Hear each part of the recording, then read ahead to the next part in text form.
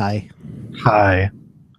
Hi, everyone out there on the Seth got Katie Vicked.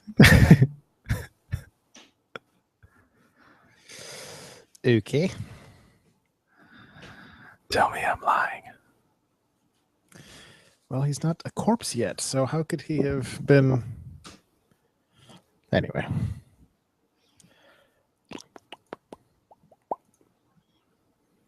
Well, apparently his hashtag Seth got raped was already taken, so it's a different movement altogether. I was expecting flame to come from the hole in the ring, and it didn't. I was disappointed. Yeah, about that. Well, that explains why they had no Dark Main scheduled. So. Oh, let's get over here to the Q&A. There we go. We got Q&A up. Not that there'll be anybody posting in it, but you know what else. Yeah. Well, maybe we'll get we'll get it. Maybe we'll get Lister when he finally gets home from the restaurant. Maybe we'll see. All right. It's going to be a subdued episode today because I am not having a good night. So, good thing that the pay-per-view wasn't that terrible. Otherwise, I'd have some bad wrist throw. Facebook would not let me. I was trying to do it from my phone because I forgot to do it before I shut my computer down. So I was trying to post my instant analysis, and it wouldn't let me do it. I got to a certain point on the screen, and every time I like typing, be in the middle of a sentence, to get to that point on the screen, it would just freeze completely. You're like, you're not typing anymore. Weird. So it was very annoying. See, I always have the problem with not letting me post as certain people when I want to. Why? I don't know what you're talking about. Yeah, I don't know either. What the fuck? All right. Oh, I have Audacity up. I'm ready to go. Okay. Well, let's begin. Because it is 8:15. Yeah. It's going to be a quick one. Children. 217. Yeah, 217. 217. In 3, 2, 1. Record. This week's episode of The Rundown is brought to you by Bulgarian Tricep Meat. Because it's just fun to say. Bulgarian Tricep Meat. Bulgarian Tricep Meat. Bulgarian Tricep Meat. You try it. That would seem like that seemed like it was improv, but I'm pretty sure you probably typed that out completely. Bulgarian Tricep Meat 13 times on your screen. It was not 13. It was only 3. Oh. I love Xavier Woods. Anyway, Kurt Angle's brother David killed his wife this week. Hey. Will he be scrubbed from the record books? I think he's already scrubbed. Yeah. I've certainly never heard of him. Theme song. Theme song. This is going to be such a weird episode. It's going to be a bad one. Bulgarian Tricep Meat. That's right.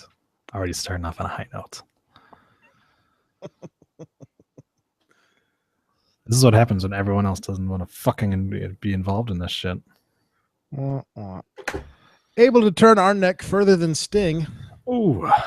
It's episode 217 of The Rundown. My name is Adam. I'm your host. And it is Tuesday, September the 22nd, 2015. Joining me this week, bit of a grumpy Gus, but Troy is. Yes, with a special guest from my obnoxious fucking child who won't go the fuck to sleep. You should read her that book. I do have it somewhere around here. I love that book. If I don't murder her with it first. It's bullshit. Stop lying. Go to sleep. So of course the big story this week is Sting. The 56-year-old Sting. Surprisingly injured after a table spot and a buckle bomb on Sunday evening. People were definitely looking at the buckle bomb as the reason that he got hurt, but he got pushed into an announce table that still had the monitors on it. Yeah. It looked like he got landed with one right on the back of his head. So yeah, so that probably might have been part of it. But the other problem was that nothing Seth did was, everything he did, I felt was clean, and I thought that he might have put a little bit too much force into the buckle bomb. But again, I think your average 30 to under 40-year-old wrestler would take that bump no problem. And I think the problem was that maybe Sting thought he could do a little bit more than he really could, and possible, and was trying to put on a really good show. So I can't fault him for that. I'm glad that he did, but it does kind of suck that he got hurt. But I always just love the speculation after the fact where everyone's just like, oh, this means that Seth's going to drop the title because he's the second person that he's hurt and everything like that. It's just like, no, Sting is almost 60. Yeah, like and Sting started to look tired before those injuries occurred. Like that was rough. Yeah, he already looked kind of bad. So no, they're not going to put this on Seth. Just like they didn't put Cena breaking his nose on Seth. Right. It's one of those things that happens in the ring sometime. Injuries happen. Yeah. After having medical tests due to his injury at Night of Champions, it was revealed that Sting's neck is not broken. He went to the hospital right after the pay-per-view, had a CAT scan and an MRI. He was able to walk after the event, but was not doing well. The MRI showed no fractures. WWE was planning to have Sting in the opening segment of Raw last night, but he went home after the pay-per-view and all the tests. His injury, of course, as we said, happened after taking the turnbuckle powerbomb. Dave Meltzer believes that the company is going to be leery about putting Sting back in the ring after what happened. So there are many folks believing this might be it for Sting. That might be a career-ending injury. Yeah, for Sting. I think even if he wouldn't have been injured, they probably would have been a little leery because, like I said, he did great to begin with, but he couldn't sustain that match. So you could immediately tell that something was wrong. Well, yeah, because you could tell after the buckle bomb that Seth was waiting for Sting to bounce out of the corner to do another spot. Yeah, and Sting just kind of like held onto the ropes. Was like, oh, I can't. Hi, Lucy. Go to bed. Go to bed. Go lay down again. This is milk. I don't want to give you any more of this. Go get your cup from the other room. Parenting. Yes, go get it. Yeah, not even counting the fact that Sting collapsed underneath the clothesline after that too. But you could definitely tell. I mean, people were kind of talking about, you might have been able to hear Seth say that was on me. I didn't hear it. And I would have to go back and watch again and specifically listen for it. Yeah, it was like right after. Well, drink it. It was right after. It was right after he got the buckle bomb. He kind of put his head down, and I think, like you said, he was expecting probably a back body drop at that point. He probably was expecting the rebound, but some people say he said something about a clothesline. Other people say that he said that was on me. Yeah. The only thing I can think of is that maybe Sting hit the buckles a little high, so there's maybe a whiplash effect. Yeah. But either way, you could tell that match was not supposed to end as quickly after that spot as it did. Yeah. Because he could barely put the Scorpion Deathlock on. Yeah, it looked pretty bad. Yeah. And again, it's a 56-year-old guy trying to go up against a 29-year-old guy. So, right, exactly. These are the things that are going to happen sometimes when you continue to use these older guys. So, yeah, I mean, it's kind of the thing. This is just the right amount of time that you guys should be watching on on the Google Plus here, just to watch the little critter rolling around behind me here. It's going to be one of those episodes, folks. I don't know that they would have used Sting past this anyways, honestly. I think that this was kind of a one-off, and I didn't really see this guy. Some people were talking about it being a sustained feud, but Seth beat him cleanly. Now, I don't know if that was the original intended finish to the match, because obviously the match was sped up a little bit with the fact that the pay-per-view ended a lot quicker than the last couple of them. Yeah, it ended right at 10:45, which is where it used to be when it was specifically a cable event. The pay-per-views always used to end at 10:45. But now that they've gone to the network, they like to get as much of those 3 hours worth as possible. So my guess is that was the planned finish. They just had to skip a bunch of spots in the middle to get to it. So I think the planned finish always was going to be, a death lock into the roll up for 3. Yeah. Because as we talked about last week, taking both belts off of Seth, at the pay-per-view, even before we knew that he was going to be wrestling 2 matches back-to-back, taking both belts off of him clean at the pay-per-view would have absolutely killed him, I think. Yeah, for sure. I'm not too happy with him losing the U.S. belt, but I understand it. It would have been worse, like you said, if he would have lost both of them. So at least we have that. We still have him, and we have another Kane feud. 2015, and we still have Kane in the main event. Yeah. We also still have Kane dragging people to hell, which so much for the reality era. It's. But who wasn't booked on that pay-per-view? Big Show. Small victories. Small victories. Which is immediately Dash's defeat when you realize that also Cesaro wasn't booked on the pay-per-view. That's true. Yeah. But we did get Jericho. Yay.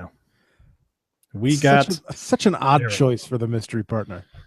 Don't get me wrong, I'm a fan of Jericho, so I was excited to see Jericho, but after that wore off, it was like, wait, Jericho? Yeah. So, and this was something that I talked about on last week's show. They were looking for a big heavy hitter, a big equalizer. So they get a guy who was the smallest of the 6 people in the ring. Like, at least The Rock, there's at least a better option on that. I know that the speculation was it was Kane, but which at this point, no goddamn sense. Well, Kane did get taken out at one point in time by the Wyatts. Everybody that they were rambling off, other than The Rock, had some kind of past with the Wyatt family. It would have still been kind of strange, and it makes more sense the way that they did it on this way. But even if they would have just made it Cesaro or somebody like that, especially with the fact that the rumors are that Jericho isn't even scheduled to wrestle again until next year. Right. I was just about to bring up that point. The ending of the match was so bizarre. Mm-hmm. Jericho, for those of you who didn't watch the pay-per-view, Jericho tagged himself in like a heel does. Yep. And then lost. Yep. Immediately. And then teased a heel turn like he was going to be sticking around for a while. Yeah, but was not backstage at Raw and was only scheduled for Night of Champions. Right. As of now, the plans for him coming out of Sunday's pay-per-view are not immediately moving ahead. So this is a guy who only does house shows when he's not playing Rockstar. Yep. And why did they tease him heel at the end of that match? Like, yeah, if he's not actually going to be on TV and taking part in anything. Right. I don't understand that at all. I don't either, honestly. And that was my main complaint about the pay-per-view, is that the matches were great and a lot of the outcomes of the matches were the way that I wanted them to go. But some of the endings were so confusing. Yeah, for sure. It was one of those things where it would make total sense if at Hell in a Cell we get Jericho versus Dean Ambrose, but we're not getting that. No. We're probably getting another 6-man tag with another mystery partner, maybe. Who knows? But either way, yeah, it didn't make any sense. It didn't make any sense to bring Jericho in for this either, because he didn't add much to it. And yeah, he had a little bit of history with the Wyatts, obviously coming back and feuding with them for a little bit, but he has no history at all with Ambrose and Reigns. Nope. At least, like I said, if you would have brought The Rock in, even for a one-off thing, at least you're like, yeah, that makes sense. Him and Roman cousins. Reigns, yeah, they're cousins. Yeah, even if they would have still had the other, they're not even cousins-in-law. Right, right. Which actually is probably a detriment to him because cousins-in-law, that's how real. That is the strongest familial bond. Yes, exactly. So, yeah, that was probably my biggest thing too. And the whole time leading up to it, I'm just like, I'm going to be disappointed if it's Jericho. And I'm with you. I like Jericho. Not as much now that I listen to his podcast, but whatever. I haven't gotten to that point yet, so I still like him a lot. Yeah.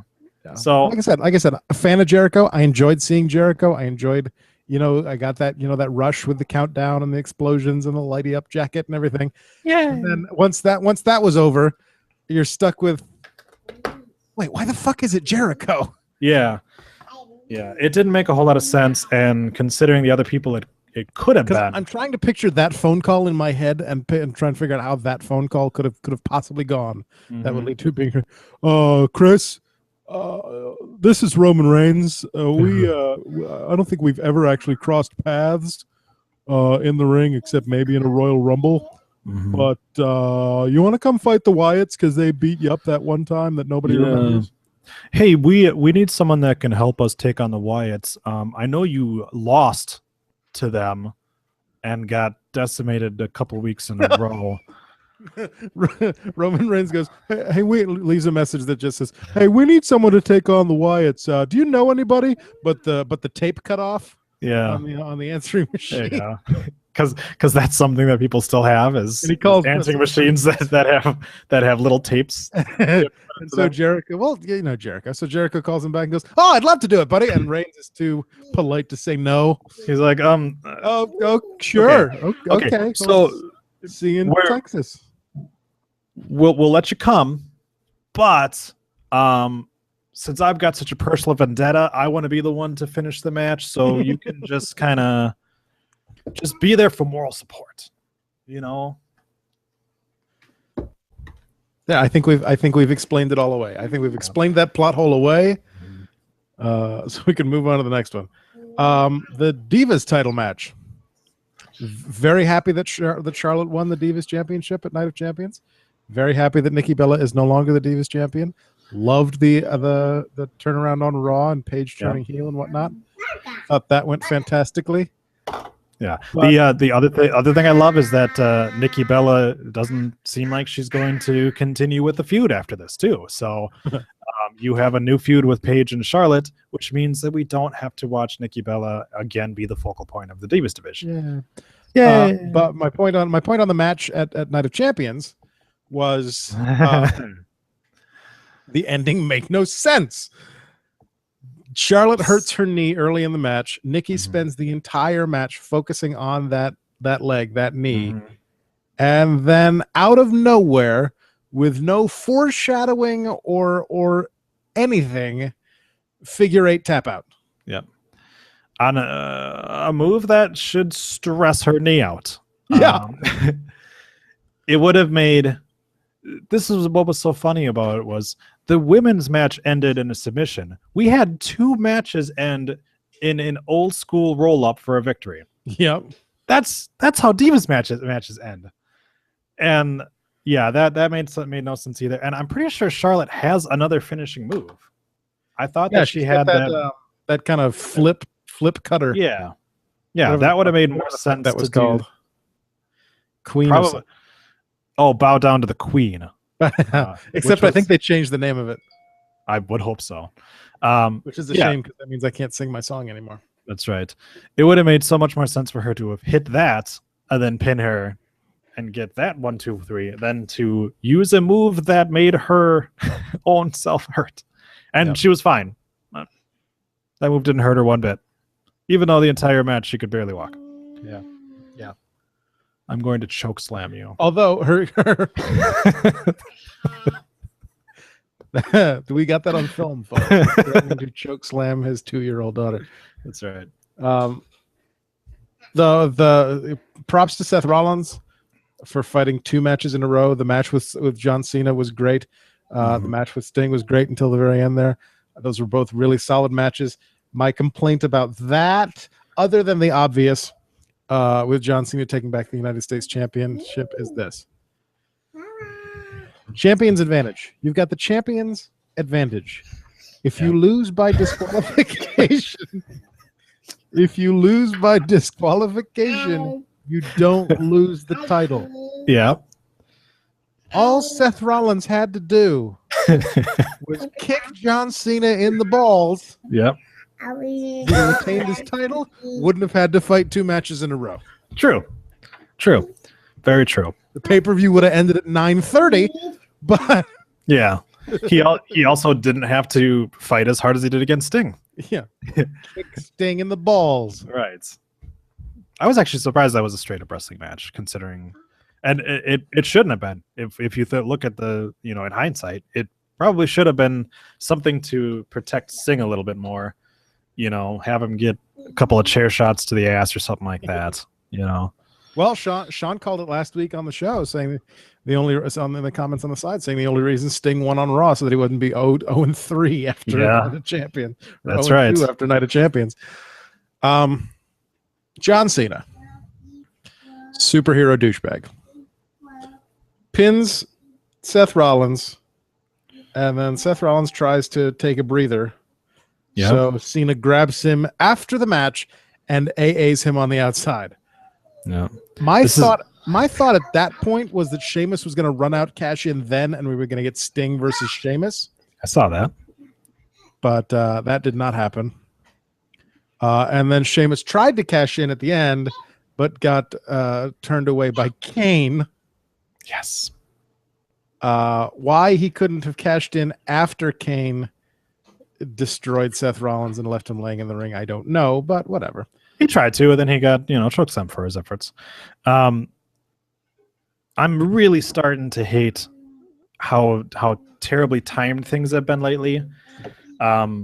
Sheamus coming out, handing the briefcase to the referee, and the referee being like, "Wait, what do I do with this again? What? Do I open it? Does anyone know the combination to it?" Well, as we saw the first time he tried to cash in the briefcase, Sheamus does not have the greatest ability in that department, because the first time when we were waiting for him to get RKO'd, he just kind of held on to the briefcase.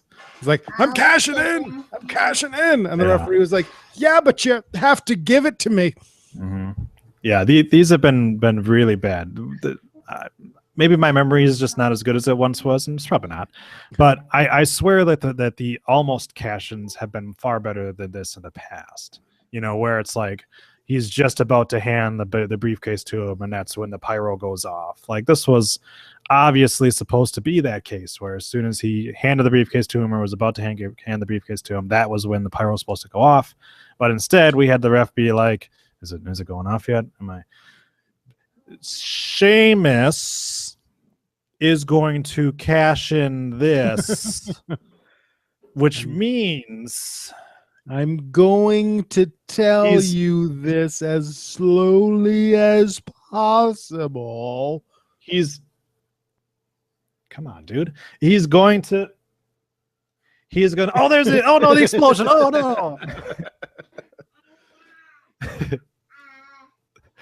Yeah, that wasn't great. But hey, guess what?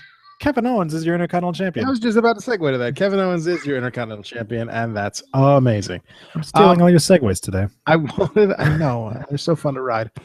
I wanted to point this out because I thought this is interesting given the history of our discussions on this show. Kevin Owens did an interview this week and spoke about his feud with John Cena, and spoke about winning the first match but losing the subsequent rematches, including the U.S. title match, to John Cena, saying, quote, "It definitely helped me working with Cena, and anybody who thinks the opposite is delusional. Yeah. When you worked with him on Raw and on pay-per-view, how can this be bad? Whatever people said about me losing 2 matches out of 3, at the end of the year, fans will remember the quality of the matches and how great these matches were, way more than who won and who lost." Unquote. Right. Yeah. And we have the added benefit now of Cena doesn't go for the Intercontinental Championship. He's got a US belt. So we don't have to watch it get traded back and forth or anything like that. We could legitimately see Kevin Owens have an extended period of time with the belt and legitimize it a little bit more. Because the last 2 guys that have held the belt have gotten hurt. Yes, at very inopportune moments. Yeah. So unless Kevin Owens suddenly has a bum knee, I think we're going to be in for a nice little run here.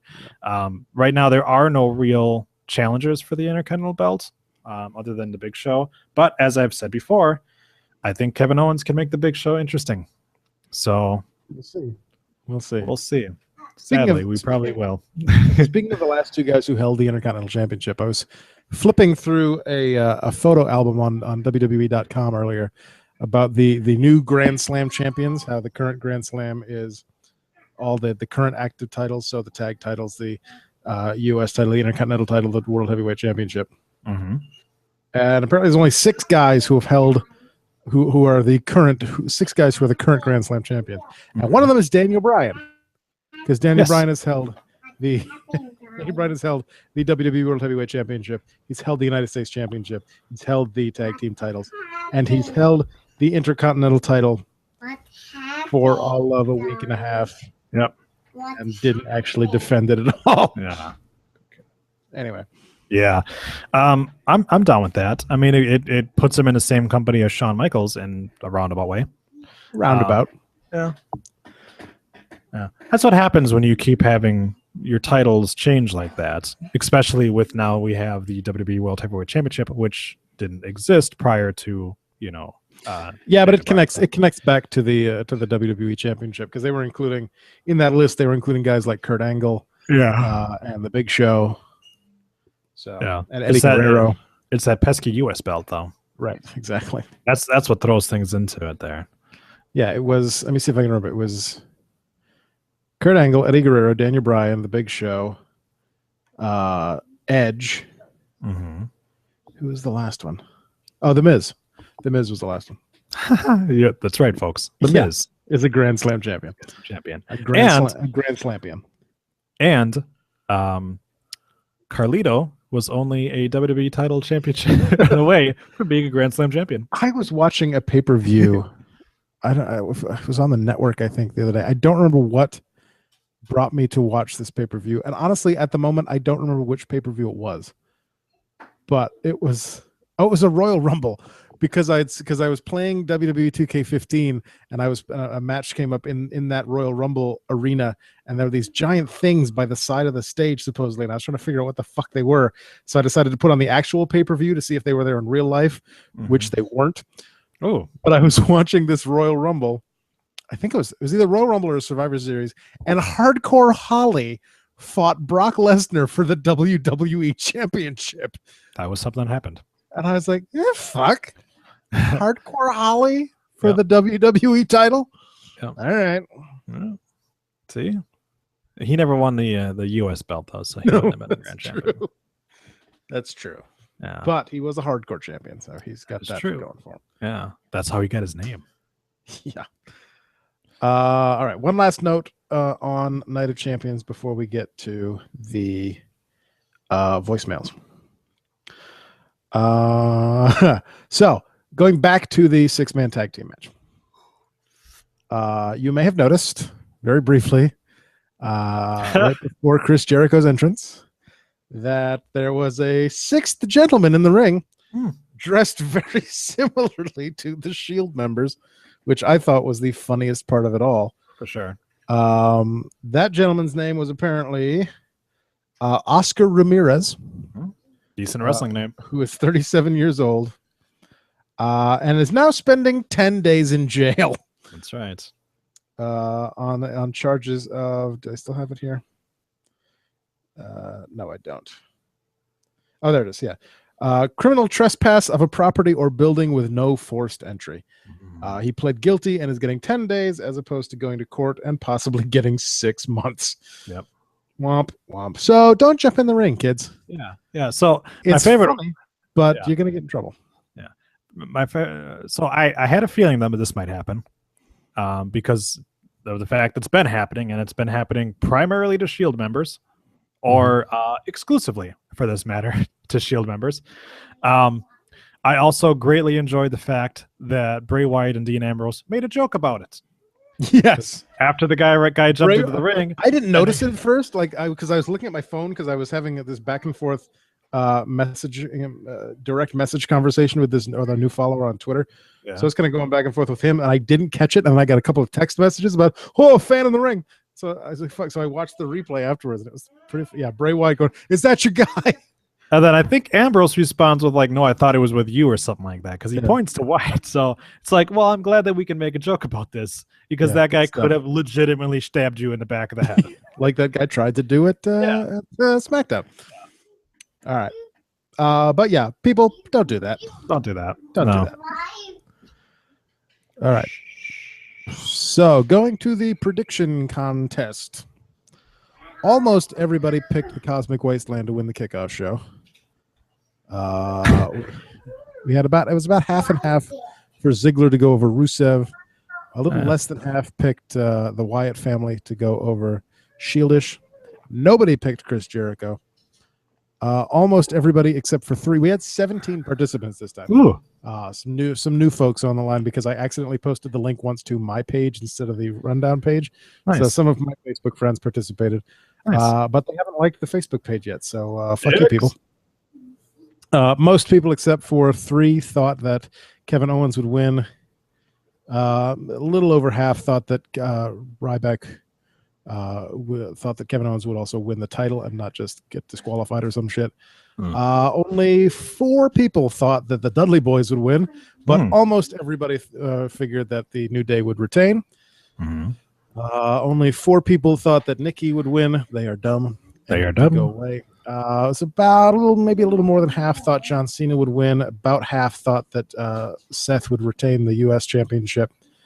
Again, maybe a little over half thought Seth Rollins would win the WWE Championship match, and about 3/4 thought that he would retain the WWE title. We only had 4 people correctly guess that the Intercontinental Championship match would open the show. Everybody except you and our new friend Jizz in Your Mouth Murphy thought that the WWE Championship would end the show. And most everybody predicted correctly that there would be no cash-in. So welcome to our new friends in the contest. Of course, Jizz in Your Mouth Murphy. New to the show as of last week. Shane McMahon voted in the prediction poll this time. Hey, Shane. Mark Green, who is a friend of mine who I work with in APW, who listens to the show because he disagrees with us about everything. James Younger, who is someone I don't know. Walter Marzak, another wrestling fan from APW. Sean McGinnis, another fan from APW. So welcome to those folks, even though they're probably not listening. Going to the contest. Will Green has taken the lead with 68% correct, although he is right on the bubble of not completing enough prediction contests to qualify for the prize. Bill is still sitting strong in second place with 63%. Adam B. and Mike D., both of whom did not participate this month, sitting in third place with 61. We've got Sal, Chris L., and Josh in fifth place with 60%. Raccoon Reigns holding strong in eighth place with 59%. Me, you, Chris S. In ninth place with 58%. Andy all by himself in 12th place at 57%. Then we've got Shane McMahon, Mark Green, Casey Schaefer, and Jamie J. Rowe sitting at 56%. They are in 14th place. Zach P. all by his lonesome in 18th place with 54%. Just in Your Mouth Murphy and Sean McGinnis in 19th at 50%. Nice. Chet Winstead in 21st place, 48%. Vinny in 21st place at 47%. The Apex better Glendy Morton in 23rd place at 46%. Then Walter at 38% and James at 31%. A reminder that you do have to participate in at least 7 of the 12 prediction polls in order to qualify for the prize at the end of the year. There are some people who are already kicked out. I want to give props to Bill. And it's surprising that Bill is doing as well as he is because Bill has participated in every prediction poll thus far. Nice. And is sitting at 63% correct. Nice. So well done, Bill. Nice. Well done. Well, whoever, Willie Green or whatever you said for the first place person, does he have to participate in the next one or he's out?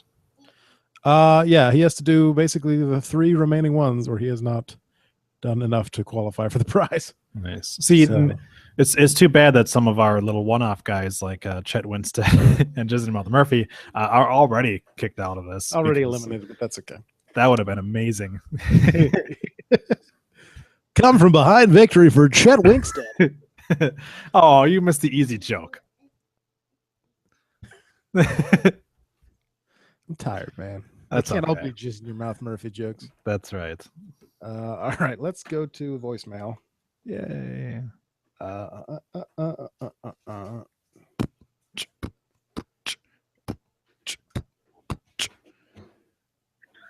This week's segment is brought to you by Brocktober. That's right, this October, see Brock Lesnar take on the Big Show in a meaningless match live from a house show in Madison Square Garden. Also, see Brock go one-on-one with Stone Cold Steve Austin. Not in a match, but they'll sit down and have a little chat on the network. And finally, see the match that nobody cares about anymore, Brock Lesnar versus The Undertaker. Inside Hell in a Cell, which can only mean that that's probably not going to be a good match. Now, getting down to business, I would like to say for the record that I actually enjoyed Paige's heel turn segment last night. They drew me in. I thought they told a great story with Charlotte being like, "Yeah, I did it for you," and Ric Flair being like, "Charlotte, I'm so proud of you," and then out of nowhere, Paige drops the pipe bomb. And, I thought it worked. I think there's still a lot of things they need to kind of tweak and change in the Divas Revolution, but having Paige turn heel, having her pretty much essentially drop a pipe bomb right when Charlotte was trying to have her moment, it's fine. I liked it. I liked the segment. I thought it was pretty good. As far as other things on Raw, I didn't care much for the Demon Cane coming from underneath the ring and dragging Seth Rollins down to Hornswoggle's apartment because it's stupid, and they've done that 8 million times with Kane and Undertaker. But, they need to kill time from now till whenever Seth gets a real threat for his title. Also, yay for Kevin Owens. Kevin Owens is the Intercontinental Champion. And I couldn't be happier. Hopefully he keeps it for a while. Anything else? Oh, the New Day is hilarious. I don't even know if Big E was reading off a script on Monday or if he just completely went off the rails when he was talking about stopping the Dudleys. And he said, "We're going to build a wall. We're going to build a wall around Dudleydale." And I'm like, I don't even know if he knows what he's talking about right now, and that's what makes it so awesome. So, you guys have a good show, and I'll talk to you next week. I really wish we could stop using the term pipe bomb because that wasn't a pipe bomb promo. Neither was AJ Lee's really, but at least hers was a little bit more.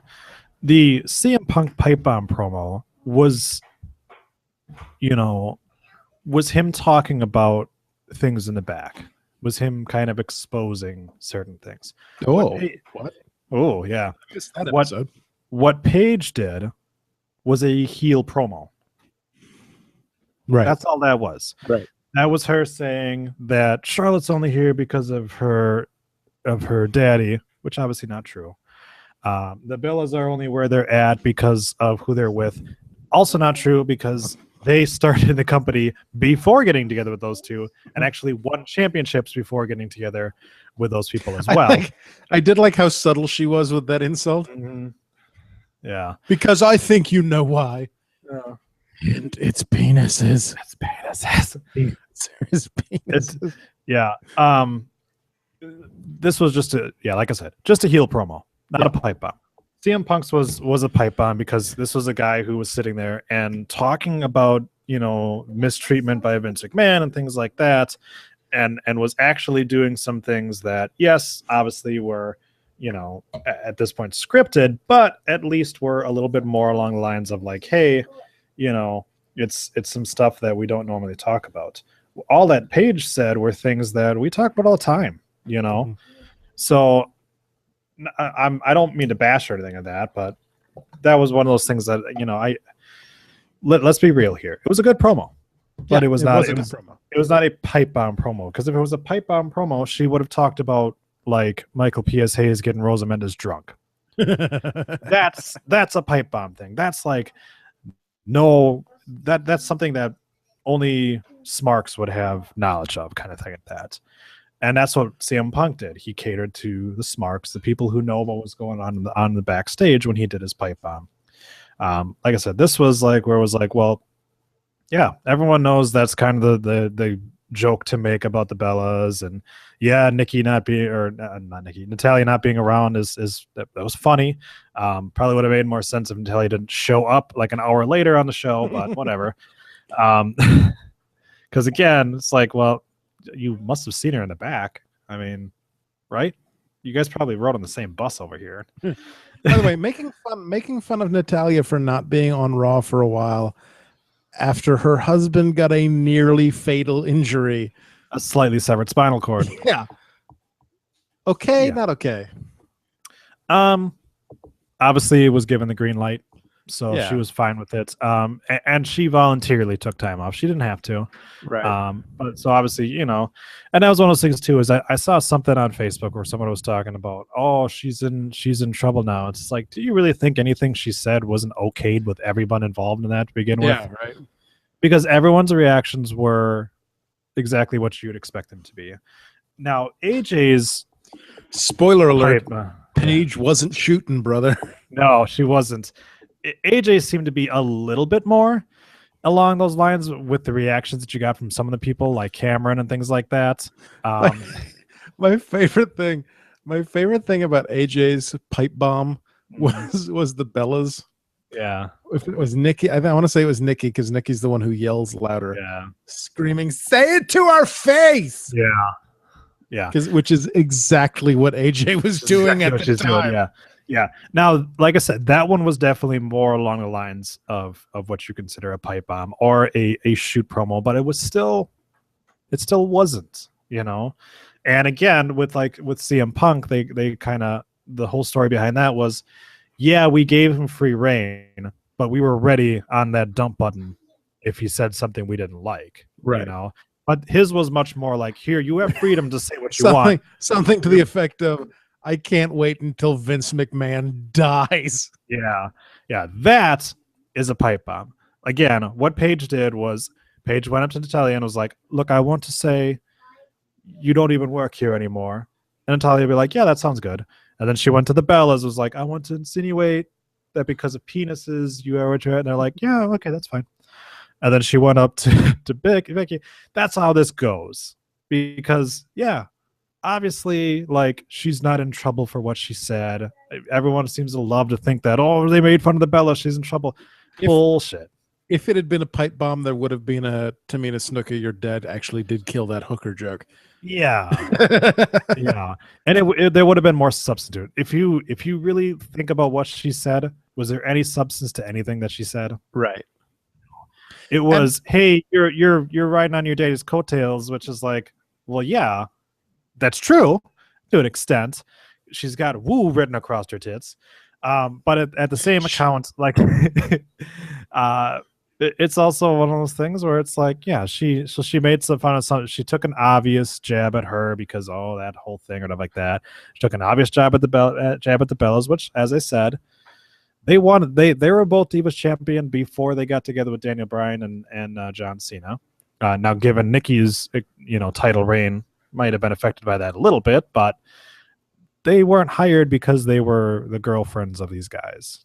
They were on the road with them and were like, hey, there's some big meaty man meat. Let me get my mouth on that.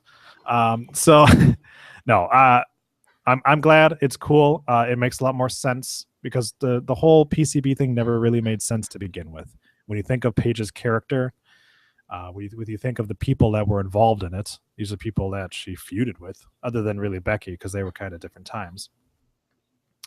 But yes. Sean texted me. We were texting during Night of Champions, and what made me laugh about having woo across her tits was Sean says, "I find it inappropriate that Charlotte's shirt says wood." It did look like that, for sure. It looked like wood. Anyway. Yeah, and the other reason I think people need to stop using the phrase pipe bomb in this day and age is because that was a very specific set of circumstances that led to that promo. Yeah. And I can almost guarantee that there will never again be as specific a set of circumstances where they will let a person have the microphone and have free reign. Because in that situation, you've got CM Punk, who is without a doubt one of the best, if not the best, talkers in the business. Mm-hmm. You've got the true to life thing that they turned into an angle and a storyline of his contract expiring right after the pay-per-view. Yep. So you've got the fact that he wasn't the WWE champion, but he was almost the WWE champion at that point. So it was that perfect storm of things that led to that amazing promo, and you're never going to have that combination of things again. No. So there is never going to be another pipe bomb. Yeah.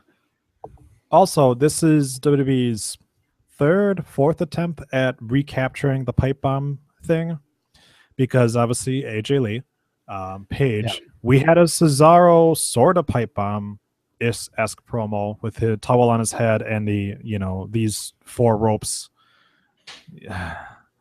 So yeah, this is you had a Damien Sandow gimmick briefly, where he was trying to do that all the time and they kept cutting him off. Yeah. And then obviously the thing is, this is not something that you can produce. No. And if it's produced, it's not a pipe bomb. Right. Yeah. I'm not even sure if they referred to it on TV as a pipe bomb promo or not. I don't think so. No, CM Punk just said the words pipe bomb. And no, I meant Paige's thing here. Oh, no. Yeah, because they have made references to that in the past. Yeah.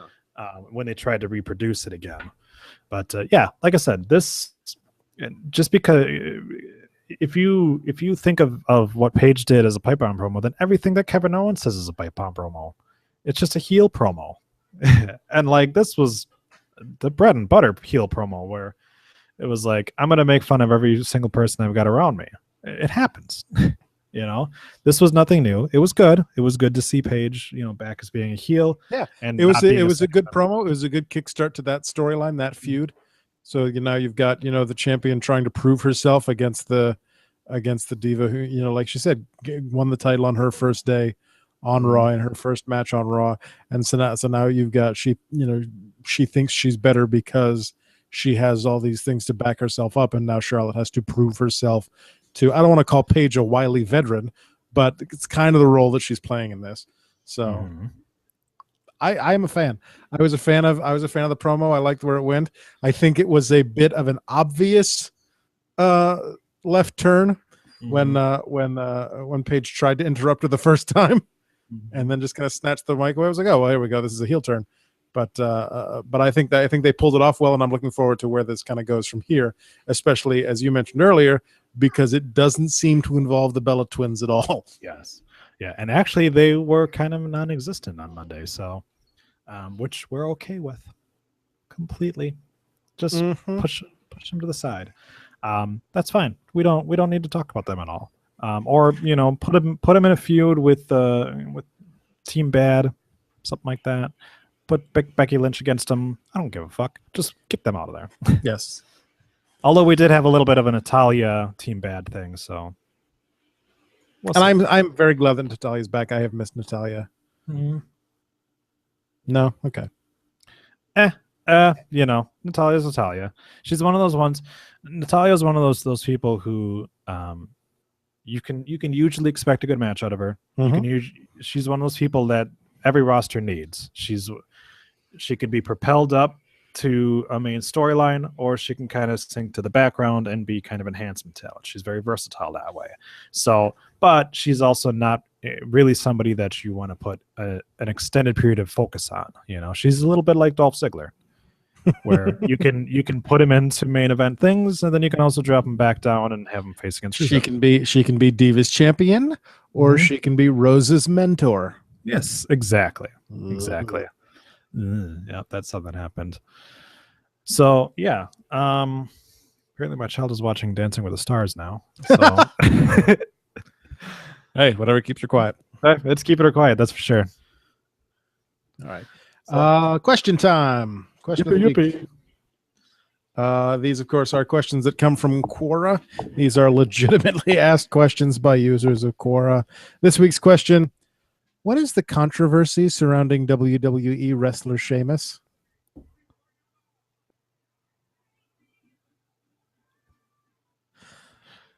That To do with the fact that he looks stupid. that extended period of silence there is us literally thinking, that's like What is the controversy? That's like the one non-controversial person they have on the roster.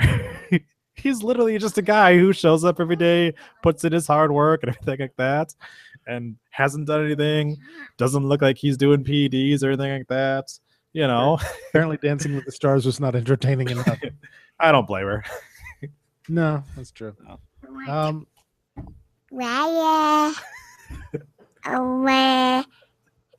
was at the. She said she wanted to talk.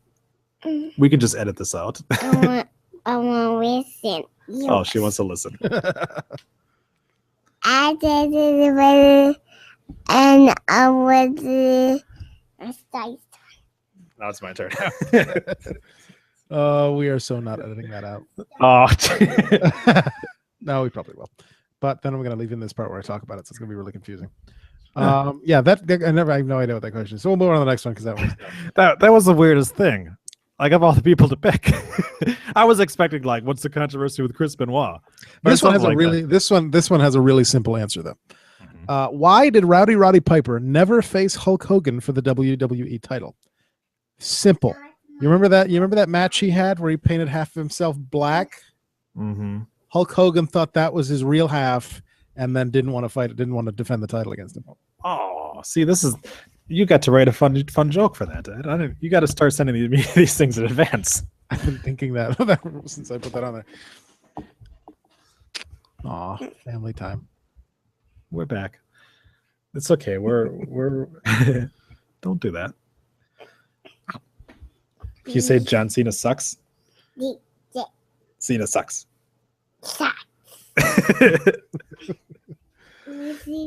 There you go. Get up now. Can you go lay down? Thank you. So I teach my kids the important things. That's what you should.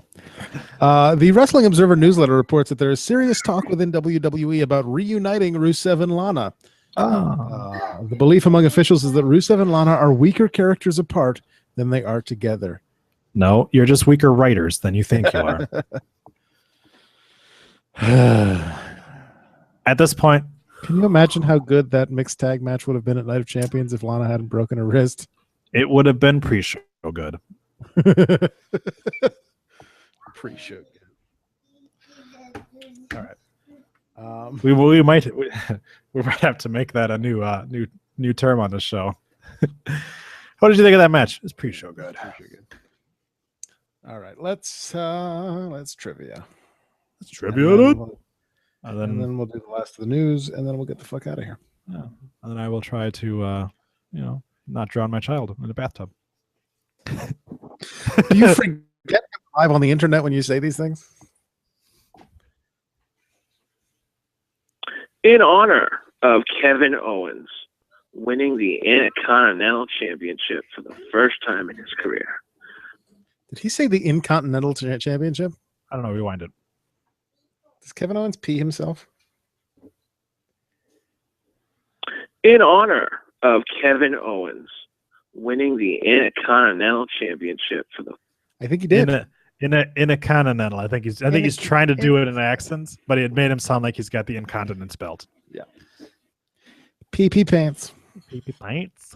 First time in his career. This week's quiz will be all about the Intercontinental title. The Intercontinental title, originally created as a title that was to represent both North and South America. And I think we should get started. So, question number 1. Who has the longest Intercontinental Championship reign with a total reign time of 454 days? So phrased oddly, but I'm guessing we're not talking about single reign. We're talking about combined reigns. Why Why does the Intercontinental Belt have the entire world on it then? Shouldn't it just be like the weird like yam shape that our continent is? Anyway, maybe Razor Ramon. Given that Jericho has held it like 9 times, 19. I'm gonna guess. I'm gonna guess Chris Jericho. And the answer is Nikki Bella. the Honky Tonk Man. The Honky Tonk Man held the belt for 454 days. Yeah, we should have thought of Question that. number 2, Yeah. who ended that historic reign of the Honky Tonk Man? Well, that's an easy one. I'm just gonna give us the points right now. Kofi Kingston.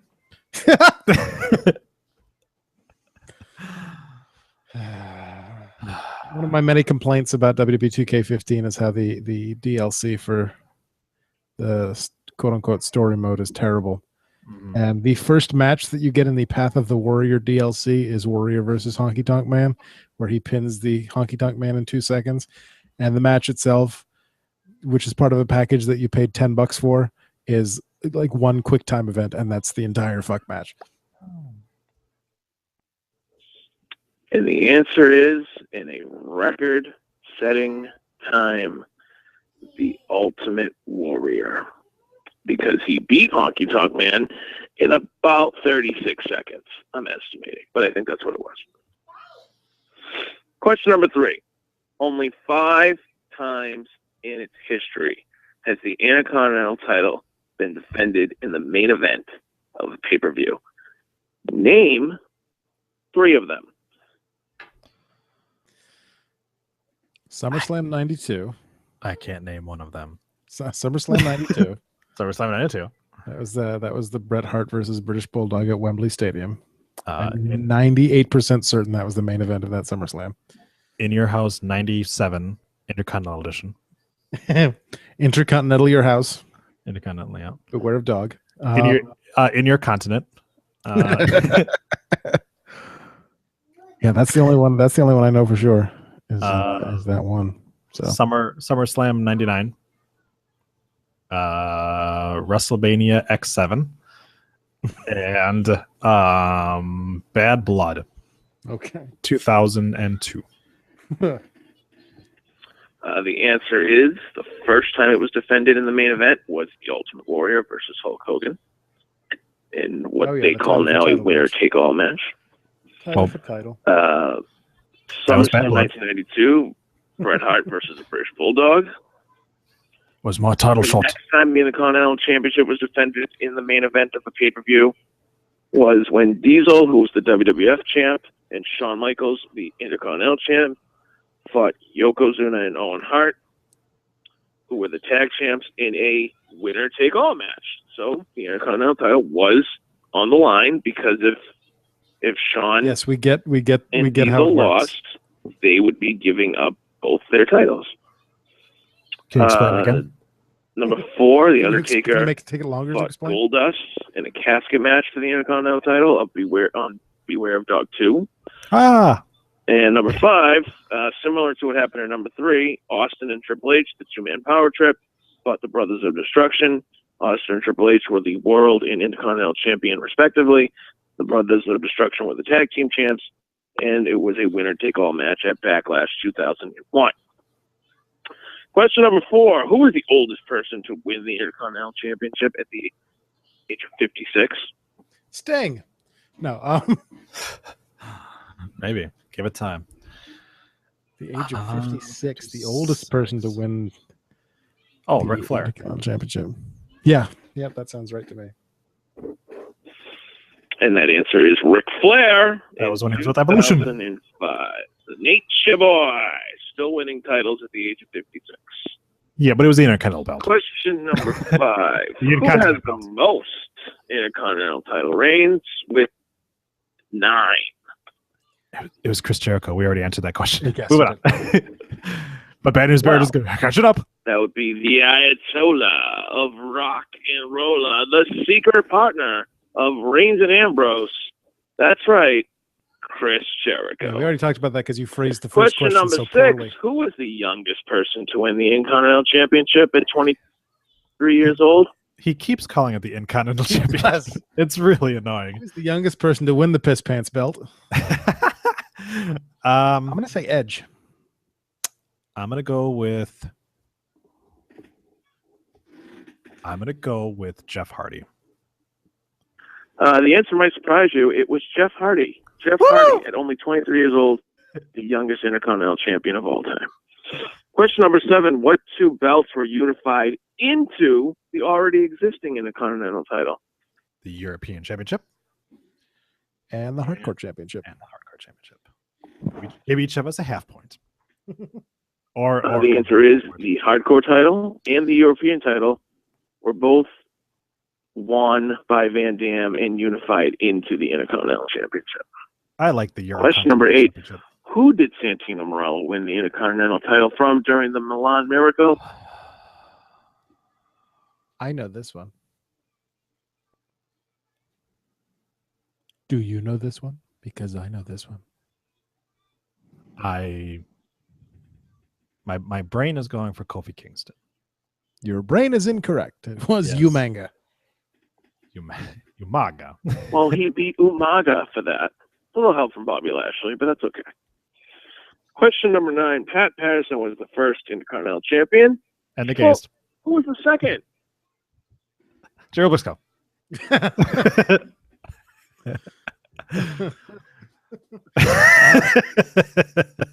don't know why that's so fucking funny to me, but it is. It is. Greg Valentine. Chief J Strongbow. I have no idea. Who did he lose it to? And he lost this to WWE super legend. Probably you guys don't know his name. His name is Ken Patera. Question number 10. That's the guy who invented the kneecap. Ah, okay. Out of these 4 wrestlers, who has never won the Intercontinental Championship? Lance Storm, Test, Booker T, or Brutus the Barber Briefcake? Wait.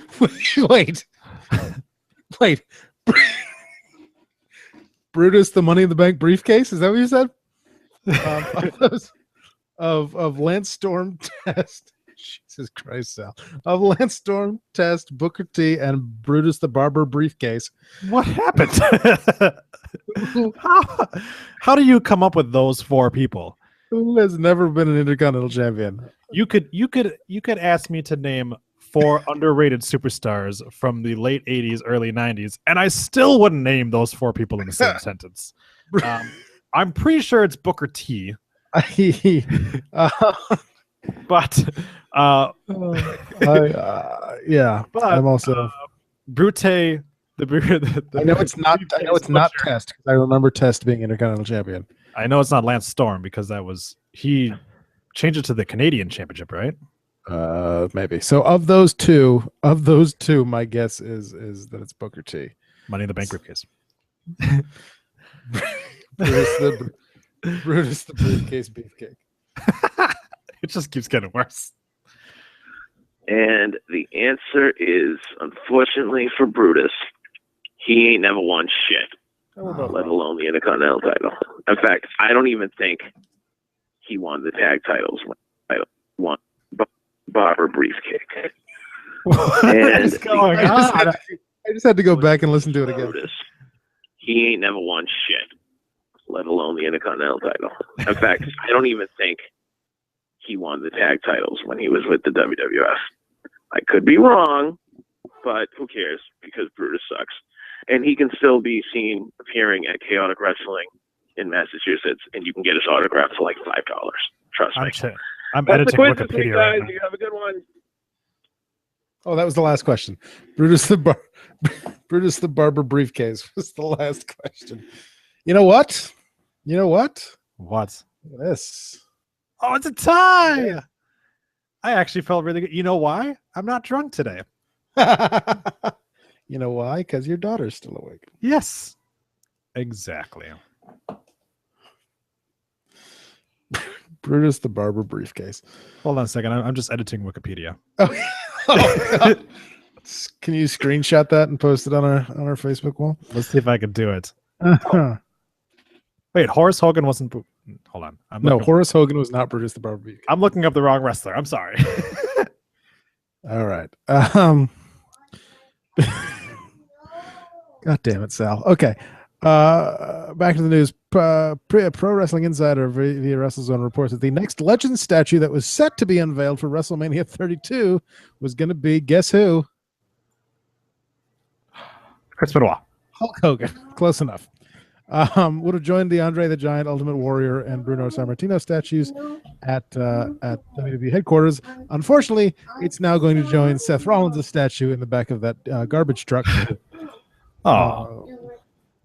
Because thanks to the recent controversy, unsurprisingly, plans have been canceled. Womp womp. Weird. What else do we have? I think this is the last news story this week. So this is very good news for Ring of Honor. According to the Wall Street Journal, Sinclair Broadcasting is in talks to buy the cable network, the Tennis Channel. Ooh.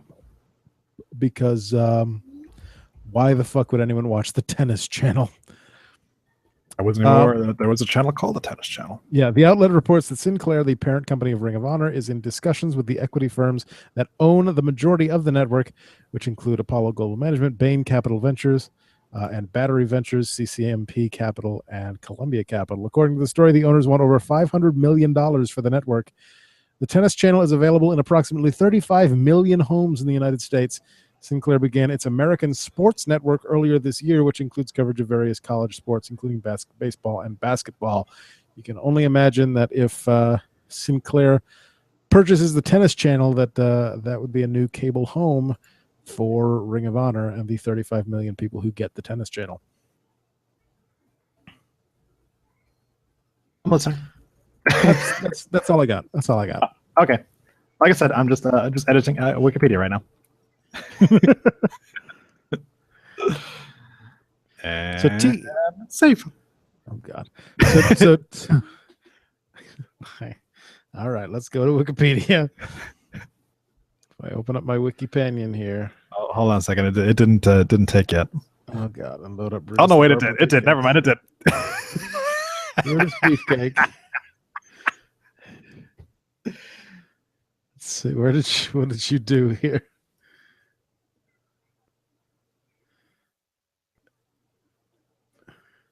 Look above his picture.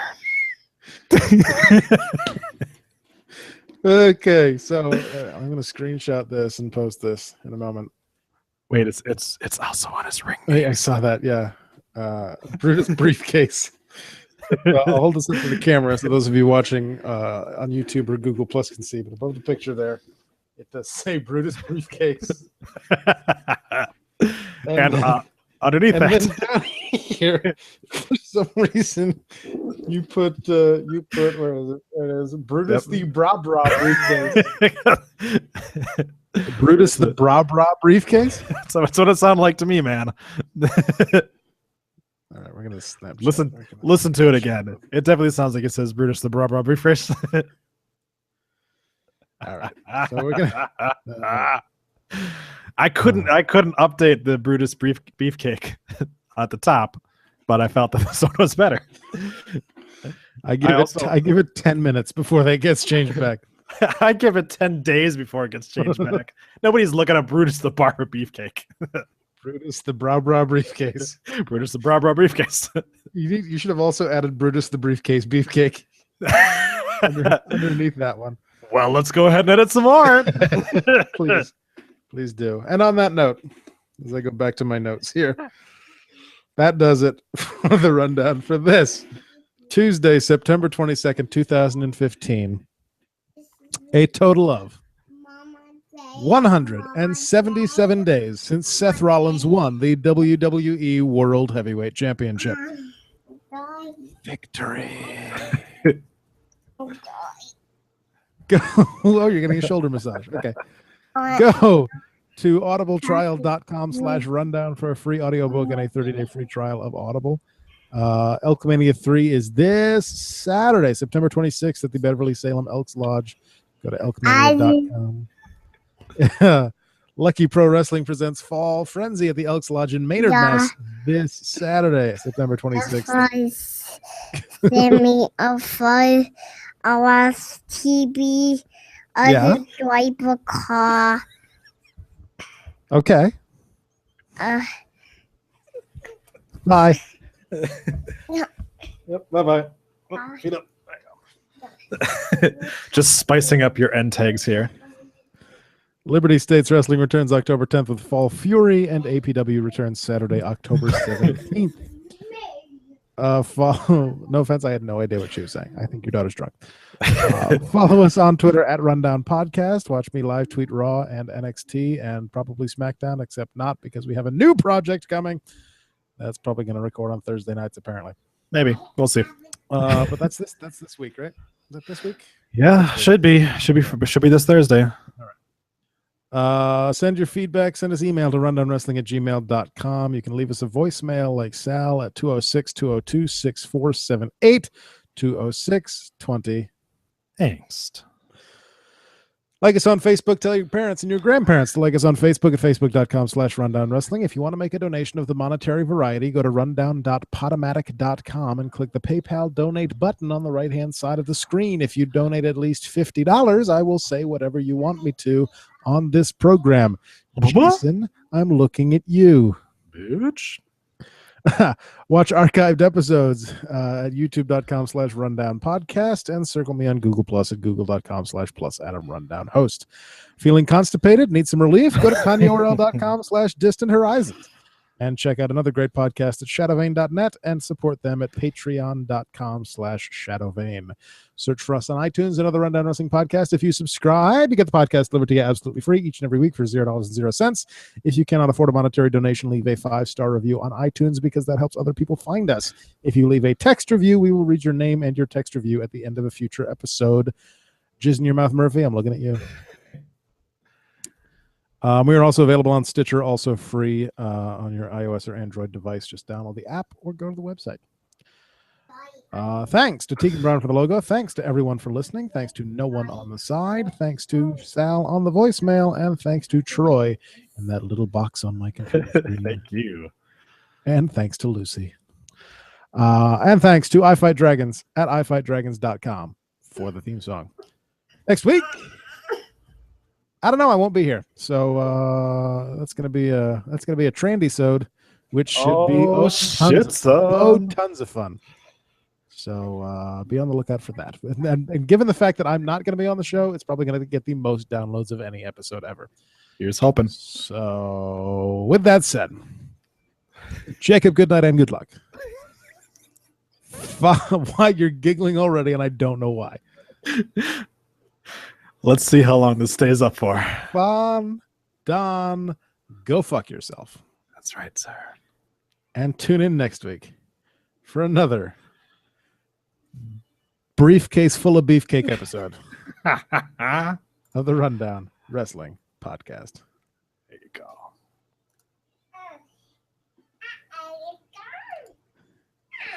Take a look at it again. I see you changed under the ring name Brutus the Barber Briefcase. Oh, wait. Refresh it. I tried to. All right. Anyway. It's gone. What? It's gone. It's gone. Oh, it appears to be gone. What do you mean it's gone? Yeah. Oh, you're talking about my child. I thought you meant my edits. She put her shirt on backwards. She was wondering where the picture went. Adorable. This is going the wrong way.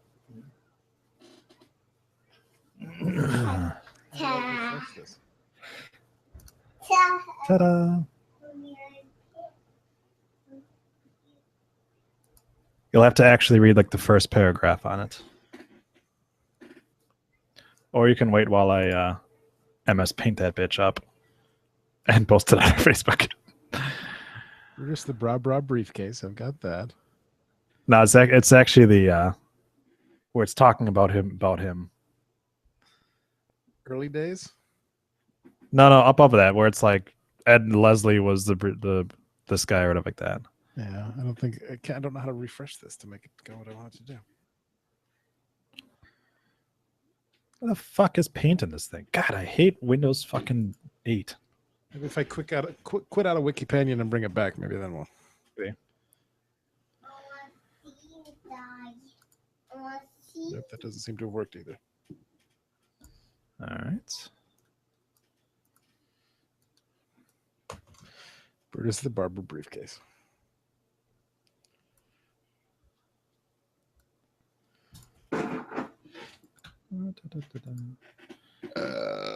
Edward Harrison Ed Leslie is an American professional wrestler, best known for his work in the World Wrestling Federation under the name Brutus the Barber briefcase. And I will not read the rest of it until you see. Yeah, I'm gonna have to look it up on the computer because it's not loading for whatever. Oh, Adam, your cousin says Seth Rollins won the WWE World Heavyweight Championship by cashing in the Barber briefcase. Welcome, Adam. Why couldn't you have commented during the show? That's what it says. I'm posting it to Facebook right now. I'm bringing up Wikipedia right now. That's last Halloween. Yep. He's got. What? I Easy. Close the freezer. Ed Harrison, okay? Edward Harrison Ed Leslie, born April 21st, 1957, is an American professional wrestler best known for his work in the World Wrestling Federation under the ring name Brutus the Barber briefcase. He later worked for World Championship Wrestling under a variety of names. Seth Rollins won the WWE World Heavyweight Championship by cashing in the Barber briefcase. I thought we were going to change this ring names part to say Brutus the briefcase, briefcase beefcake. I added another one. I Just not the one that you thought. What? I What about it? die. Are you asking for ice? Can you maybe ask nicely? Please. 1 second. There you go. You gonna listen? Yeah. Hold on, let me get Audacity going here. Yeah, I thought to get that. La la la la.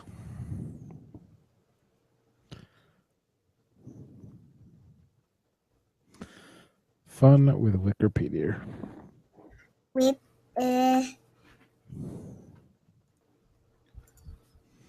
Don't play with that. Fun with Wikipedia. hi. Hi, Lucy. You can't hear me because Daddy's wearing headphones. Hi, I'm Lucy. Well, you can hear it now normally. Hi, Lucy. I did his keep wake up. His stuff.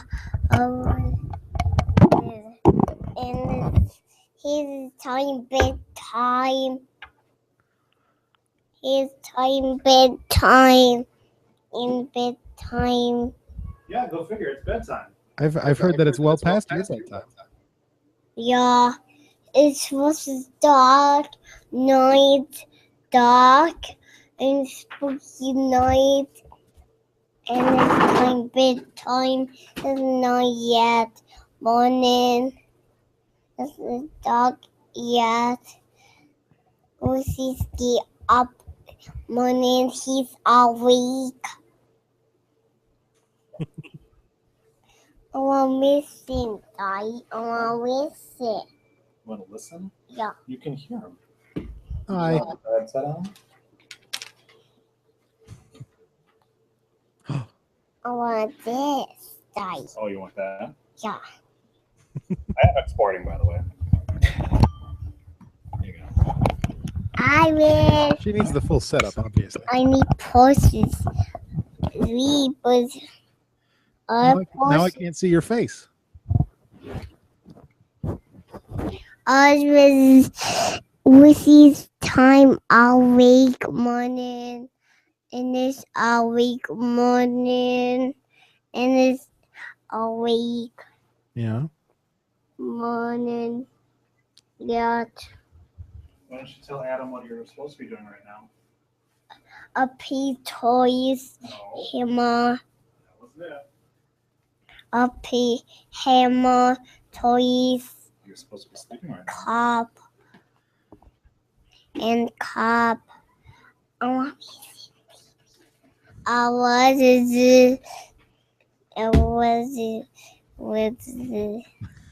Lucy, can you say goodbye, Google Plus? by causes.